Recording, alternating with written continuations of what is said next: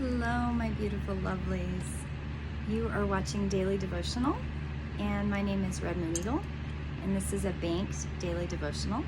And you can see the little kitty ears, but Astra is here, and she is joining me. My cup, just because it happens to be facing that way, says, "I can't be held responsible for what my face does when you talk." I thought it was like the perfect cup. I've been told my whole life I have a very expressive face, and sometimes I have no idea what happens with it when I'm talking to someone. I don't see my own face, and apparently I have a very expressive face. Anyway, so if this is the first time you're joining me, this is a thing that I started back in 2016, 17, a long time ago. And I pull cards and where we talk about a theme, and it's called Daily Devotional because I really like the idea of going through some difficult topics or these things that we all struggle with. And a lot of times people feel very alone, that they're the only one experiencing these things. And sometimes it helps to just have kind of a theme, something that helps you move through the day so that you don't feel like you're disconnected. And some of the most beautiful emails I've gotten from people are, this really helped me, this one was really connected, this is like the best one I love, I have a whole list of my favorites that I've created. And I encourage you to find the things that fit you. They aren't supposed to be necessarily for everyone. And I lean into what the universe brings me to talk about. And sometimes I don't even remember what I say because there's a little bit of channeling, I guess, that sometimes happens here. So today we're going to go through a flow process through 4 sets of cards that go through a theme.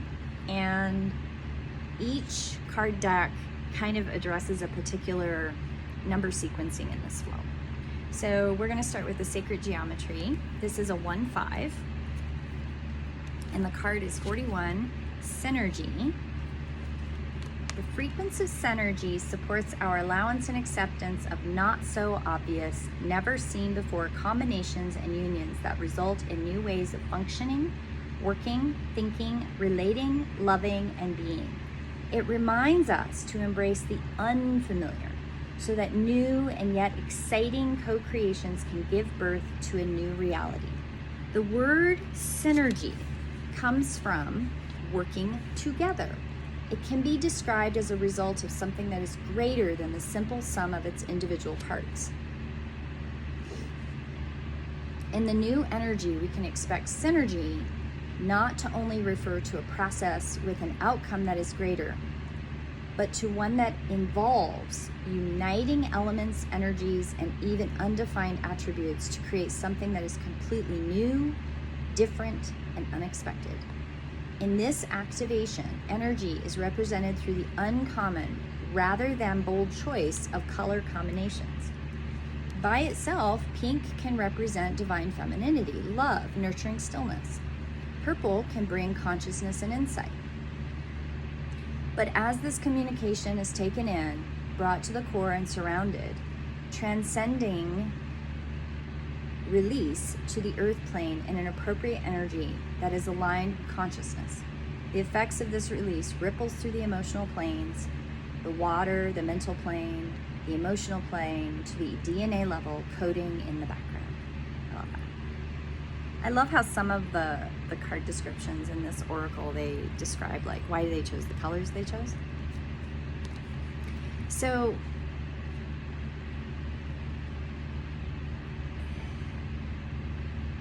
we'll talk about this one. It's definitely a 1-5 card. Okay. Della Newt is the 2-6. Bluebeard's wife. I married this wealthy and powerful man without knowing the nightmare I would endure. This is the room in the castle he had forbidden me to step into, but one day I opened the door with the golden key and found the bloody, murdered corpses of my husband's former wives. He threatened me badly for my behavior. Unfortunately, my sister Anne and my brothers came to my rescue and killed Bluebeard. And we all enjoyed his fortune from this day on. Be careful, be careful, be careful, and once more. Something is quite unhealthy here. A deep, dark secret is hidden somewhere. Watch every step you make. Be cautious, be warned. Don't be fooled by the golden appearance. Your opponent is sly and cruel. Go find the truth. It probably won't be very pretty, but you have to face it. Then gather your allies around you to help you overcome this enemy. There's a message here, and I'll come back to this. It was quite poignant when I pulled these cards a little bit earlier, so I'm going to come back to that. And then the 3-7 is the Musolé. Now the card is Morgan Le Fay, Witches of the Ages, Atonement, Growth, and Deceit. Now in this deck, she is one of the, so she lives in the afterworld of Anwen. The domain of Anwen is the ancient hunting ground of the gods, the land of myth and folklore. It is both wild and unpredictable, and bound by traditions, customs, and rituals as old as time itself. To dwell in Anwen is to be both bound and wild, ancient and childlike, fair and bestial. We have shadow and light here. Morgan Le Fay, the Witches of the Ages. A treacherous, deceitful villain in life, Morgan Le Fay spent an age in atonement for her wickedness, before being set free to wander where she wished in Anwen.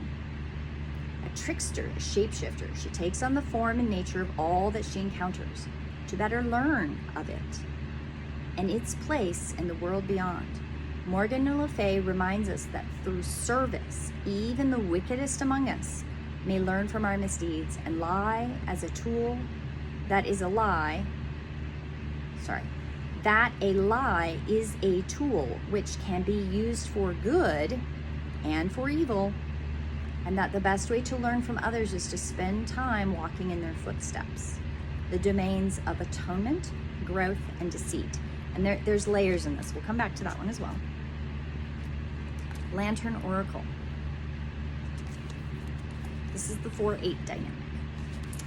And this one lives in, this card is in the phase 4, the Crone Elder, Acceptance, Integration, Reconciliation, and Wisdom.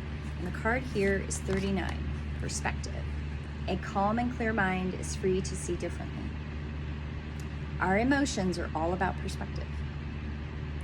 That is why we often hear a lot of caution about our emotions' potential to lead us. Our thoughts and feelings inform our experiences. Our attitude influences our predisposition to certain thoughts and feelings. We cannot possibly have absolute objectivity or encompass all the different perspectives in one situation can be seen from. However, when the distorting filter of our attitude or immature thoughts and emotions are removed, a broader spectrum of how things can be seen is available to us. The Crone's message: the only thing that can limit you is your perspective. There is a tremendous power in separating ourselves from the emotion and negative thinking towards whatever we're confronted with. Nothing is as what it seems when heightened emotions and manic thoughts are involved. That is why we really do create our own reality. Okay, so I'm going to come back to this one. So in looking at this flow process, one of the things that has become quite apparent is that flow processes stir up a lot of stuff. And most people are not connected to their own ability to affect change in a transformational flow state, okay? And it's a process, and we go through, we can use fancy words for it. I like activation flow or quantum flow. Some people call it other things. If you do Tai Chi or Qigong or some of these other ancient modalities, there's a flow process in them. There's a set in sequence of movements that trigger autonomic nervous system dynamics, right? Like there's a lot of things that go into it. So when I'm looking at synergy in this card, this starts us working together towards a goal, okay? And in this particular devotional, one of the things that when we work together, what happens is not everybody you meet is good for you. It's just like, just because it's a food-like substance doesn't mean it's something that you should take into your body. And it's the same thing with people. Not every body that comes into your life is good for you.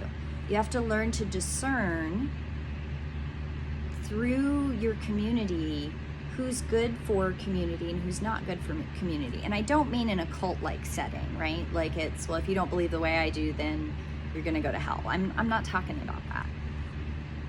I'm talking about recognizing people for where they are in their journey and knowing that.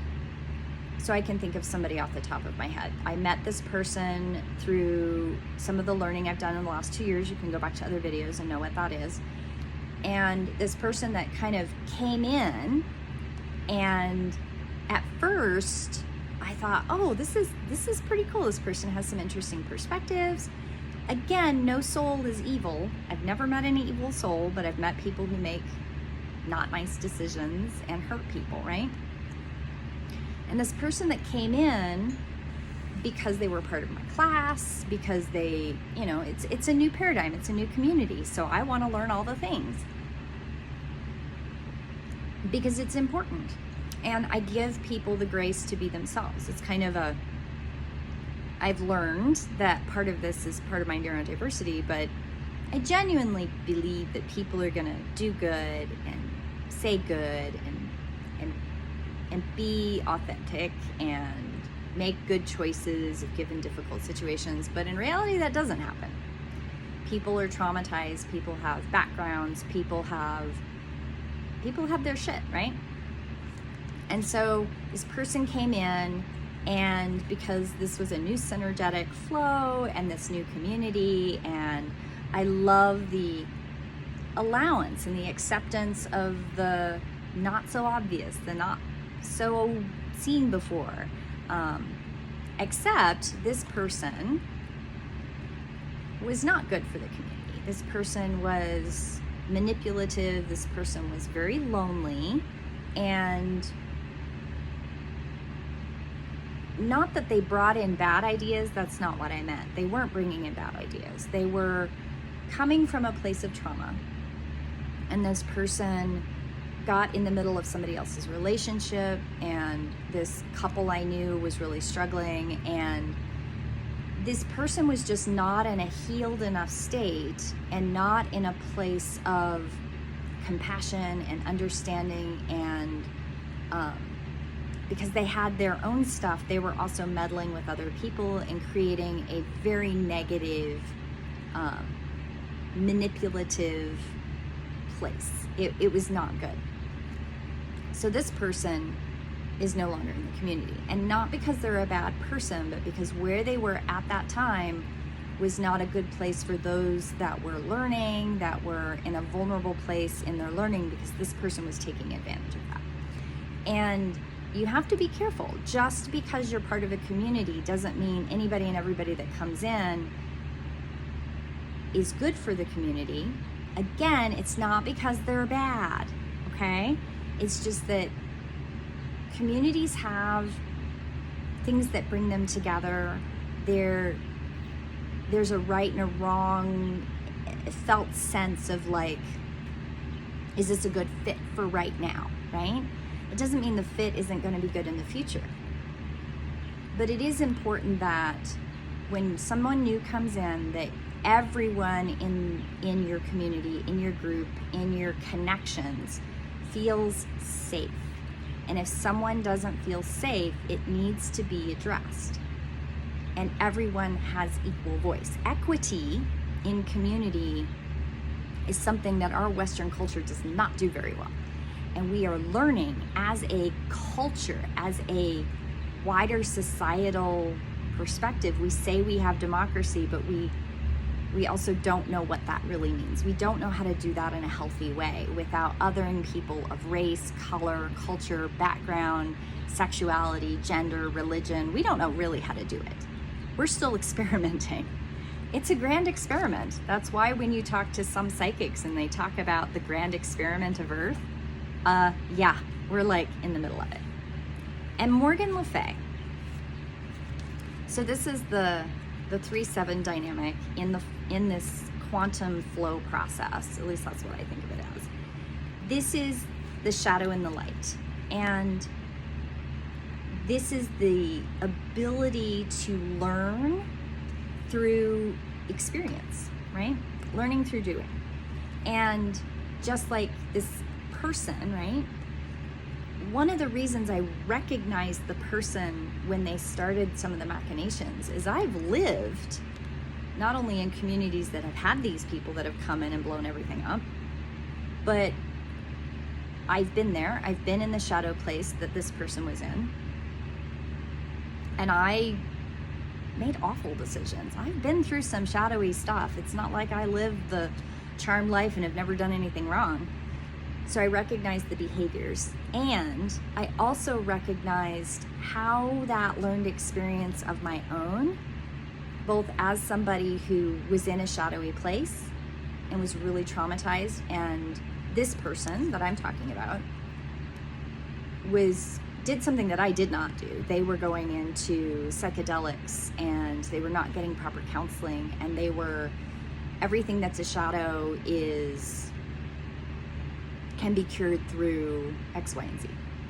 And that's not necessarily a true statement depending on who you are. So the Morgan Le Fay is very much about when you have community and you're learning who your community is and you're coming together to learn a new thing, bring your lived experiences and bring your compassion for other people's experiences, bring your grace to what that trauma does to people, and you can still have boundaries. You can still say, okay, this behavior is not acceptable.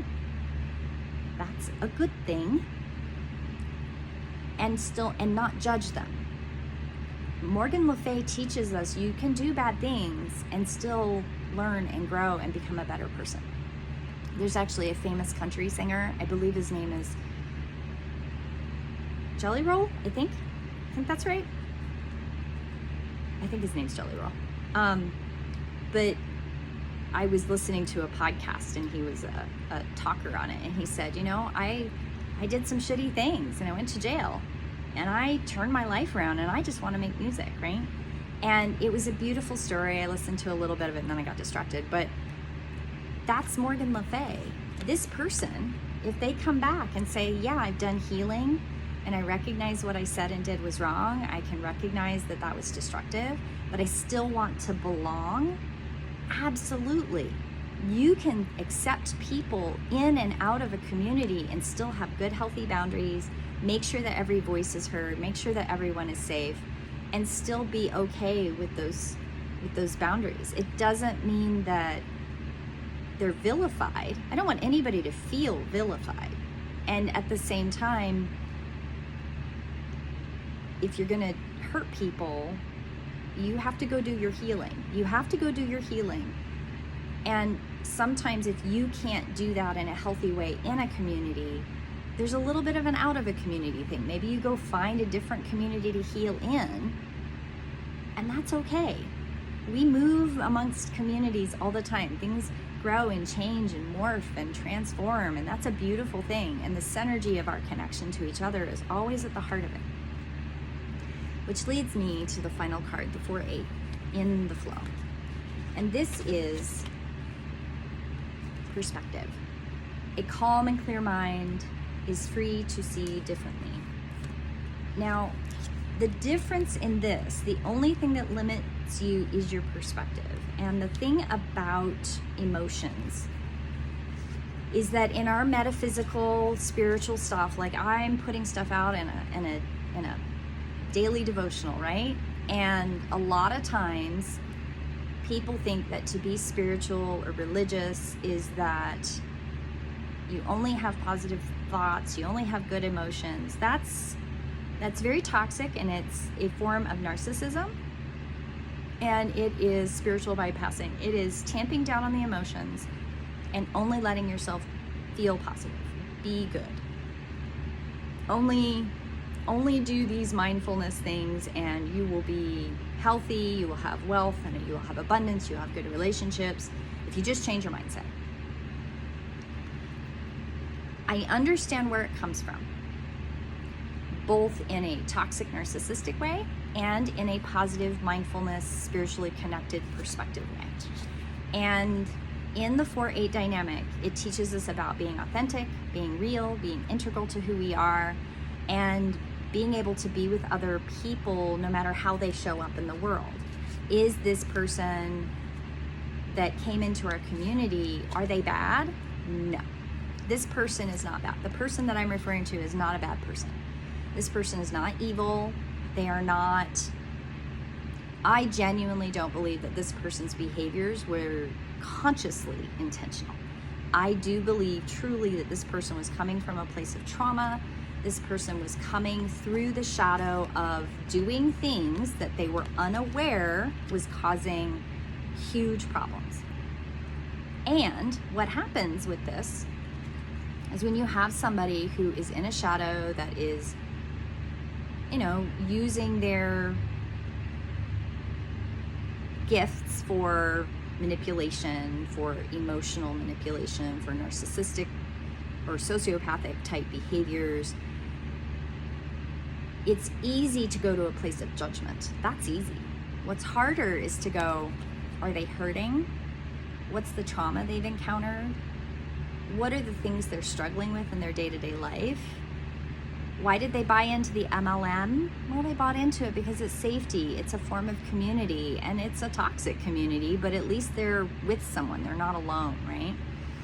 And seeking knowledge, this person was a knowledge seeker. Every time they learned something new, they tried it out. And not always necessarily in a good way, because it comes through trauma, and there was a lot of trauma in that body and a lot of trauma in the psyche, and this person needed really intense therapy, and they were refusing therapy. They were like, I'm just going to go do psychedelic drugs instead. That's okay. That's their journey. I accept that this person that was in and out of that was in our community at the time, that is now not in our community, was hurting. My genuine sense of integrity and authenticity was this person was hurting. They're not evil, but they were creating such chaos, and that synergetic energy in our community was really struggling, and it was distracting from the learning. It was distracting from what we were all there purposefully wanting to do and move forward in. And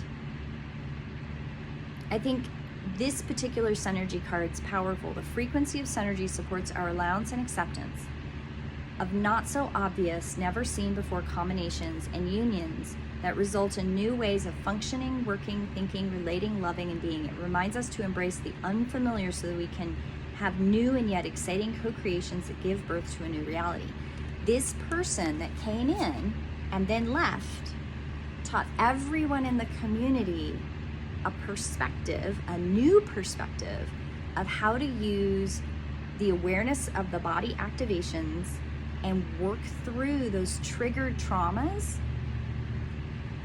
to look at things in a better, healthier way moving forward. So when we see it again, we know how to give space. We also know how to communicate good boundaries, and we know how to say, okay, this isn't healthy and it's unsafe. It's unsafe for the whole.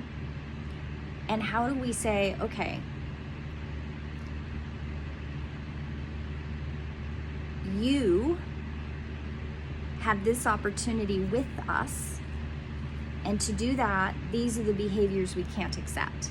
And if that person says, well, you're picking on me, I don't like you, why would you make me, I'm not the villain, go, correct, you're not the villain. You're not the villain in the story, but your behaviors are hurting people. So do you have a counselor? What can we do to help you so that you don't have these behaviors? And some people don't know that the confrontation, right? The confrontation of the, we love you and these things are not acceptable. They can't handle that and they run away. And this person, as a community, we had to say, okay, none of us are going to communicate with this person, because they weren't running away. They were just manipulative. It was a very narcissistic behavior pattern. And as a community, as a whole, there were people that were not feeling safe, and it had to be dealt with. But oftentimes, when you hold your boundaries in a community, you have to learn, like, okay, what's a better way of confronting the behavior and confronting the shadow and how it's affecting people? How do we co-create and allow people to be in different layers of shadow and still hold the space and still learn and still be part of things? And when does it become something that is not healthy as a whole? When is the boundary? Because this is something you learn. You have different perspectives in your life. Some of the perspectives I've learned is that as a community, there are times when you can stretch those boundaries a little bit. Like, okay, well, this isn't a hard line. This is not a hard line, big fat line in the sand that says if you go over that line, you're out. A lot of times in synergetic co-creative spaces, there isn't a line. It's really of a stretch. It's like stretching the bubble out a little bit, and then it retracts and it stretches and it retracts as people learn and as people grow and as people work through trauma, make mistakes, hurt other people. How do we heal from hurts and grow together and allow each other to do it in our own way? And how do we let those relationships grow? And how do we learn from the layers of those relationships and the depth that each of us in our natural activations bring to a synergetic co-creative space? And there have been several opportunities in the last year to recognize, okay, well, this behavior is part of their shadow. We're not excluding them, but we're also saying, okay, that's inappropriate, right?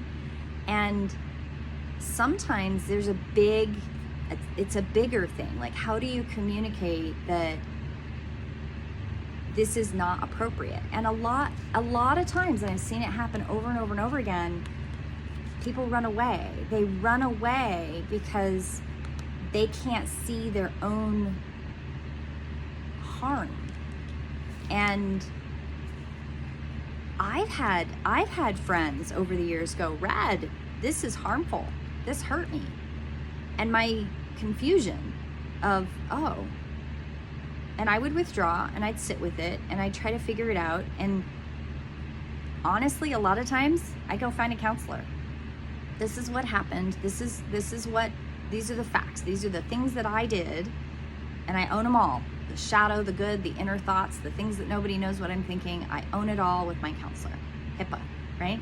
Safe.